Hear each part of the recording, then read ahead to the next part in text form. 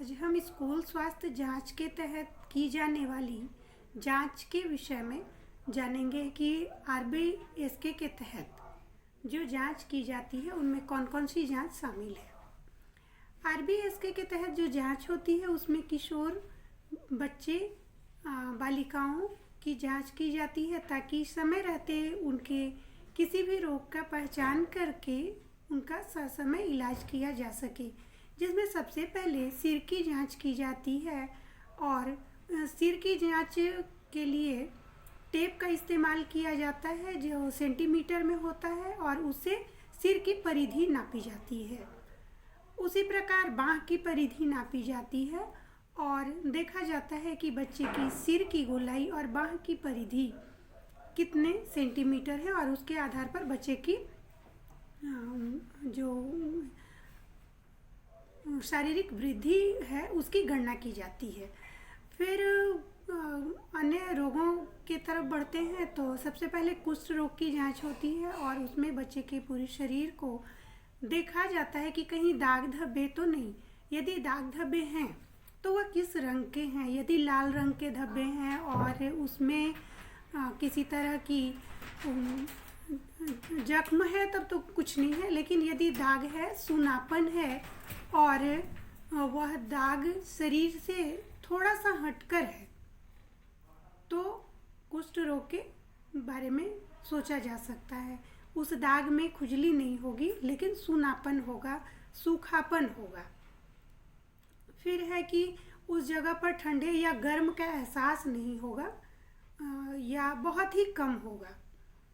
फिर हम बच्चे के दांत और मसूड़े को देखते हैं कि दांत और मसूड़े जो हैं वो सही हैं कि नहीं। तो सही हैं या नहीं ये जानने के लिए हम बच्चे के दांत को देखेंगे कि उसमें किसी प्रकार की धब्बे नहीं हो, काले या सफ़ेद धब्बे हैं या नहीं, दांत में कीड़े लगे हैं या नहीं, छेद है या नहीं, इस प्रकार। फिर मसूड़ों के रंग को देखेंगे कि कहीं मसूड़े के रंग बदरंग तो नहीं है या मसूड़े से खून तो नहीं आ रहा है।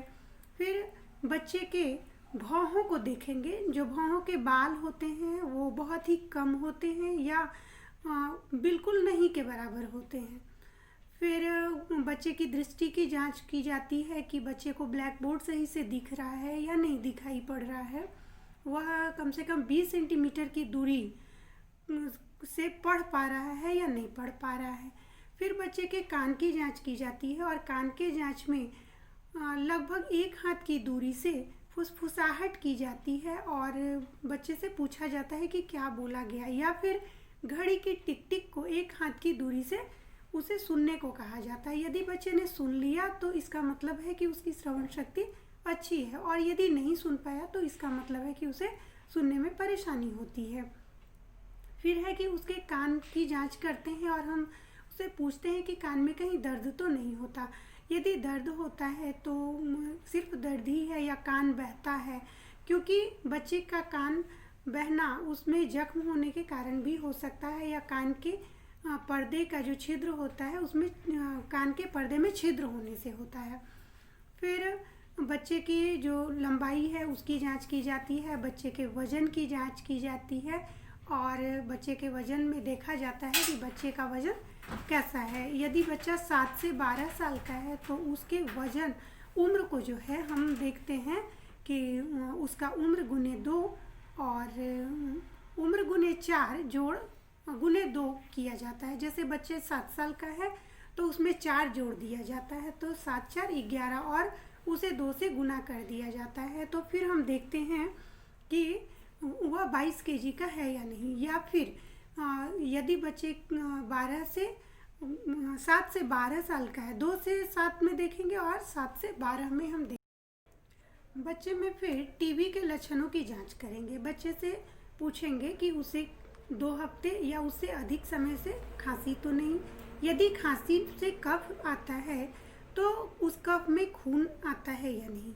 या फिर शाम के समय बच्चे के शरीर का तापमान बढ़ तो नहीं जाता, बच्चे का वजन कम तो नहीं हो रहा या फिर उसे भूख नहीं लग रही।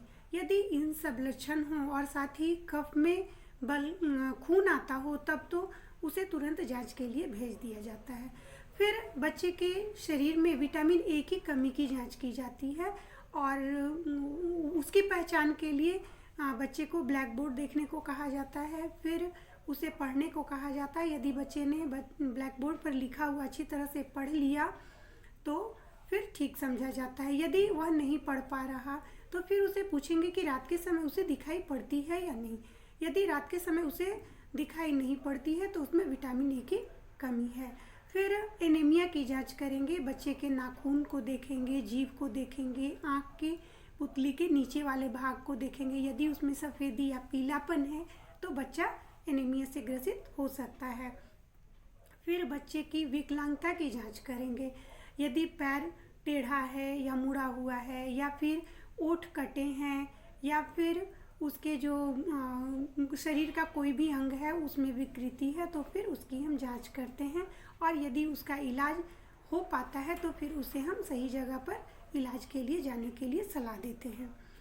फिर बच्चे की जो वज़न और लंबाई देखने के बाद हम जब ये सारी जांच कर लेते हैं फिर बच्चे को उसे मलेरिया, फाइलेरिया और काले जार की जांच पूछकर ही मौखिक रूप से की जाती है।